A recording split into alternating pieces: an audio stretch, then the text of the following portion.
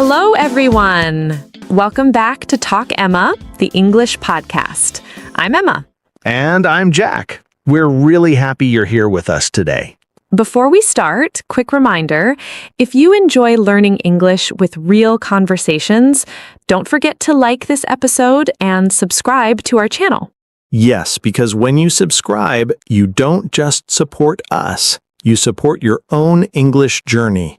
Today's podcast is a little special. Yes, absolutely. Today's episode is specially made because of one of our subscribers' requests. And if she's watching right now, she'll definitely know exactly what we're talking about. Thank you so much for sending your request. Honestly, we love it when you tell us what you want to learn. Exactly. Because this podcast is not just our podcast, it's your podcast. So today, we're talking about something very small, but very powerful in English. Yes, 3 tiny words, but they confuse almost everyone. Be, been, and being. When beginners hear these words, they panic. They think, oh no, grammar. But relax, today there is no grammar stress. No rules on the board. No boring definitions. Just conversation, real life, easy English. And by the end of this podcast, you'll feel more confident. Not perfect, but confident. And confidence is more important than perfection. Always. Okay, let's start very softly. Yes, slow and easy. Tell me something. When you were learning a new language, did you feel scared to speak? All the time. I was afraid of making mistakes. Same here. I remember thinking, what if I use the wrong word? What if people laugh? Exactly. And many of our listeners feel the same. So today, if you're listening and thinking, I'm not good at English. Let me stop you right there. Yes, stop that thought. You're not bad at English. You're just learning. And learning takes time. Now, let's come back to our 3 words. Be, been, and being. They look similar, They sound similar. but they are used in different moments of life. Not grammar moments. Life moments. Let's start with the simplest one. The word be, Be is like a base word. a starting point, We often use be when we talk about something in general. or something that is not fixed yet. Let me give a very easy example. Yes, real life, please. Okay, I say, I want to be confident in English. Nice sentence. I'm not saying I am confident. And you're not saying you were confident. I'm talking about a wish, A goal. something I want in my life. Exactly. So be is often connected to dreams Or advice. or instructions. For example, a teacher says, be quiet, please. Or a friend says, be careful. Or your mother says, be kind. These are not long actions They're simple ideas. and very common in daily English. Now, let me ask you something, Emma. Go ahead. If I say, I want to be happy, is that correct? Yes, perfect. Simple English, very natural. No stress. Now, listeners, think about your own life. Say it with us. I want to be blank. Maybe successful. Maybe confident. Maybe better at English. That's be. Okay, now let's slowly move forward. Not fast. No running. Let's talk about been. Ah, yes, this one scares people. Yes, people say, Emma, when do I use been? And they look very worried. So let's calm everyone down. Been is usually connected to the past. But not just any past. It's about experience. Something that happened before. Let me give a simple example. Please do. I have been tired today. That feels natural. I'm talking about my experience. You're feeling earlier. Yes. Another example. I have been to New York. Ah, very common sentence. I'm not saying I am in New York now. And not saying I will go. I'm saying I experienced it before. So been often means I was there or I experienced it. Exactly. Listeners, this is important. You don't need to remember grammar names. Just remember feeling, Been equals experience. life experience. Good or bad. For example, I've been nervous speaking English. Oh yes, very honest sentence. Many listeners feel that. But now they're trying. They're listening. They're improving. And that's something to be proud of. Absolutely. Now let's talk about the third word, Yes, the most interesting one. being. This word talks about now Something happening at this moment. or around this time. For example, I say, I'm being honest with you That means right now. in this moment. Another example. I say, the child is being very quiet today. That means today, not always. But today, yes. So being is temporary. Yes. It can change, like moods or situations. Let's compare. Okay. I say, he is quiet. That sounds like a personality. But he is being quiet. That sounds like right now. Exactly. See? No heavy grammar. Just feeling. Now let's slow down again. Yes. Be, dream, advice, idea. Been, experience, past. Being, happening now. Simple. And remember, you don't need to master this today. Just understand it. And use it slowly. Even one sentence a day is enough. Before we end part 1, let me say something. Yes, Making mistakes in English is not shameful. not at all. Staying silent is worse. Because language is for speaking. For connection, for confidence. And you're already doing great. So now that we've eased into the topic, let's talk honestly. These three words, be, been, being, confuse even confident learners. And that confusion doesn't come from grammar books. It comes from fear. Yes, fear of sounding wrong. People often tell me, I understand English when I listen, but when I speak, my mind freezes. And many times, be, been, being are the reason. Exactly. Because they look small, but they carry time, feeling, and meaning. So let's slow down and understand them like humans, not students. Let's start with be, but not like a classroom rule. Let's think about real life. When do we use be in daily life? Usually when we talk about hopes, advice, or future situations. For example, imagine someone starting a new job. A friend might say, just be confident, you'll do fine. Here, be is not about now or before. It's about mindset. It's about intention. Another commonplace is polite advice or requests, like, please be on time tomorrow, or try to be patient with yourself. So be is simple but powerful. It's open. It doesn't lock you into time. Now let's move to been. This is where people usually panic a little. Yes, because been always connects past and present. It tells a story that started earlier and still matters now. Think about your own life. If you say, I have been busy this week, you're not only talking about the past, you're explaining why you feel tired now. Exactly. Or when someone says, I've been learning English for 2 years, that sentence carries effort, time, and consistency. And notice something important.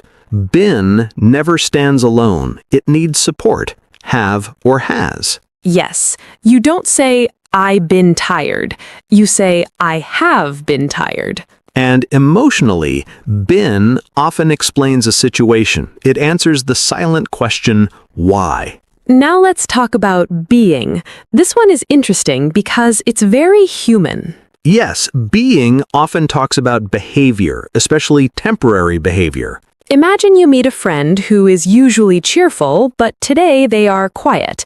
You might say, you're being very quiet today. Is everything okay? That sentence doesn't judge the person. It only talks about this moment. Exactly. That's why being feels emotional. It notices change. We also use being when something is happening around us, like, it's being difficult to focus today. So let's connect all three with one situation. Okay, imagine someone learning English. They say, I want to be fluent one day. That's a goal. Then they say, I have been practicing every night. That shows effort.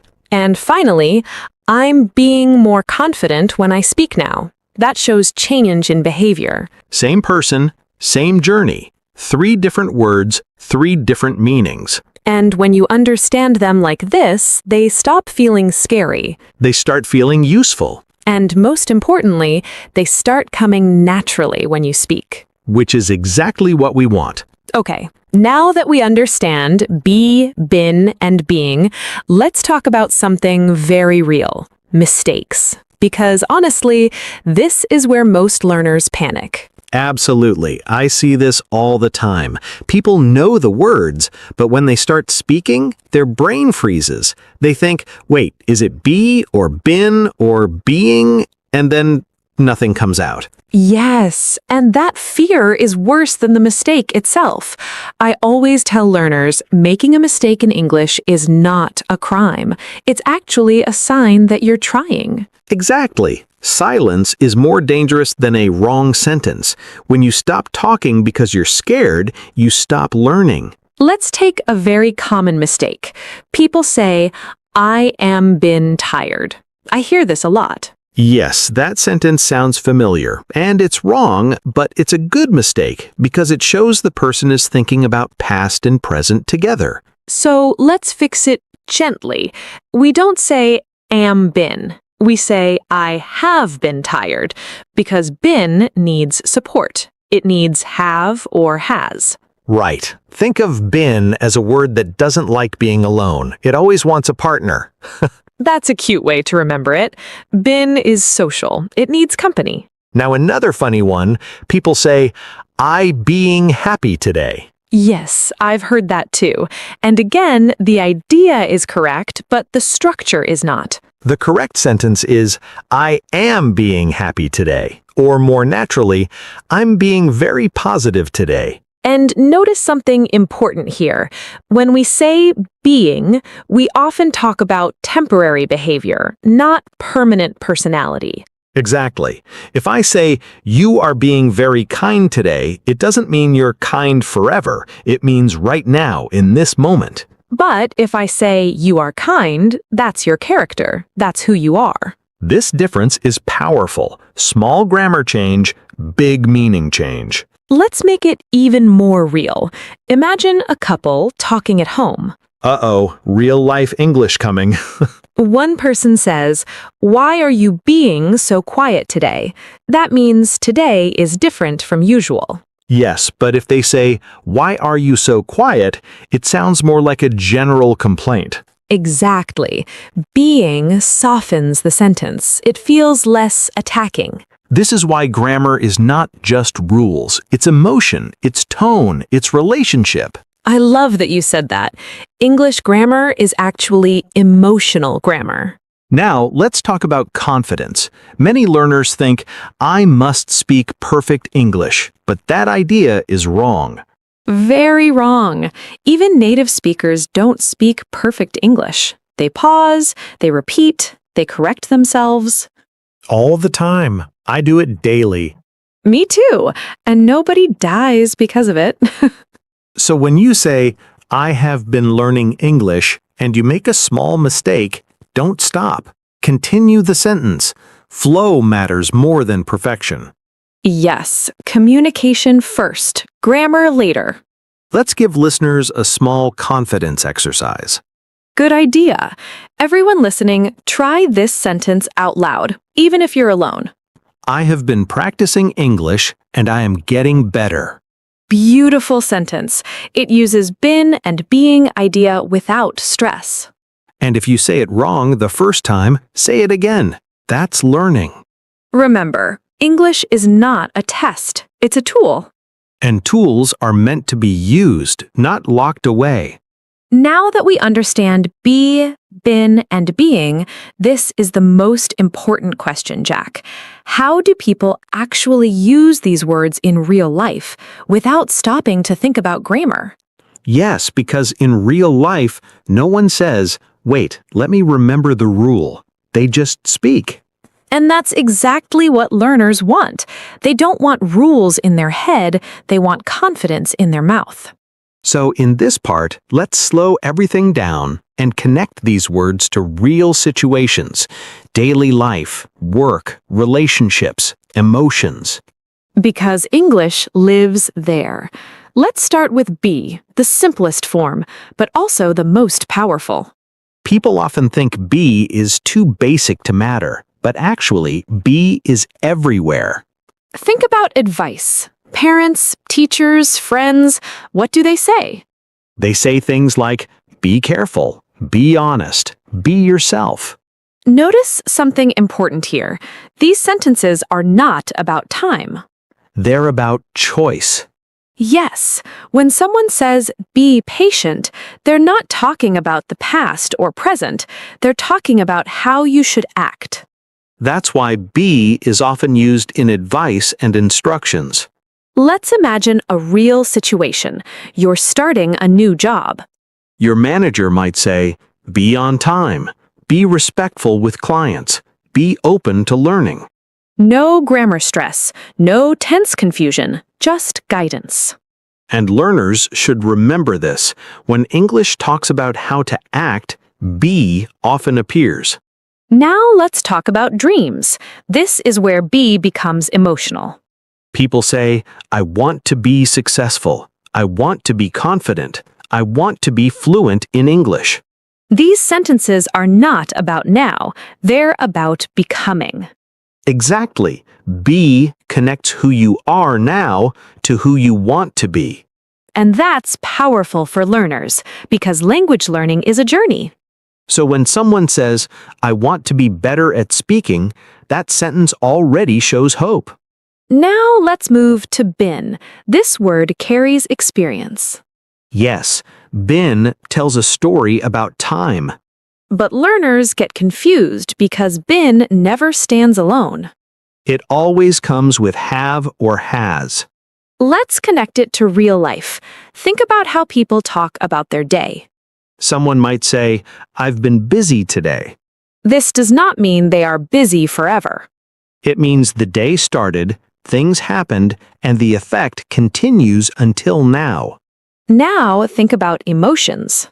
I've been stressed lately. I've been feeling tired. I've been worried about my future. These sentences are very human. They show duration. Not a moment, not 1 second, but a period of time. Another very common use of been is experience. For example, I've been to New York. I've been to that restaurant before. This tells us something important. You went, you experienced it, and now that experience lives with you. You're not saying when exactly. Because it's not important. What matters is the experience itself. This is why been is often used in conversations about life stories. Now let's talk about being. This one is special. Yes, because being often talks about behavior. And behavior can change. That's the key word, change. Let's imagine a real-life conversation. A friend says to you, "You're being very quiet today." That doesn't mean you're always quiet. It means right now something is different. Temporary. Exactly. Being shows something happening now or around now. This word appears a lot in relationships. Yes, people say things like, "You're being rude," "You're being kind," "You're being too hard on yourself." Notice how emotional these sentences are. Because they're not labeling a person forever. They're talking about a moment. And that's important. It makes communications softer. Saying, you are rude sounds permanent. But saying, "You're being rude," leaves space for change. Now let's put be, been, and being together in one life story. Imagine someone learning English. They might say, "I want to be fluent." That's be, a goal. Then they say, "I've been practicing every day." That's been, effort over time. And finally, "I'm being more confident when I speak." That's being, change happening now. See how natural that feels? No rules spoken, just meaning. Let's quickly touch mistakes without fear. Because mistakes are part of learning. Some learners say, I am been tired. But we gently correct it to, I have been tired. Some say, I am be careful. But we say, be careful. And sometimes people avoid being because they're unsure. But it's okay to say, I'm being honest. I'm being serious. English is forgiving when intention is clear. If learners remember only one thing from this episode, what should it be? That English is not about perfection. It's about connection. Be helps you express who you want to become. Been helps you share your journey. And being helps you talk about who you are right now. You don't need to rush. You don't need to fear mistakes. Just keep speaking. Keep listening. And slowly, English will start feeling natural. If this episode helped you understand English more clearly, Please like this video and subscribe to Talk Emma, the English podcast. we're here to make English simple Human. and part of your real life. Bye, everyone.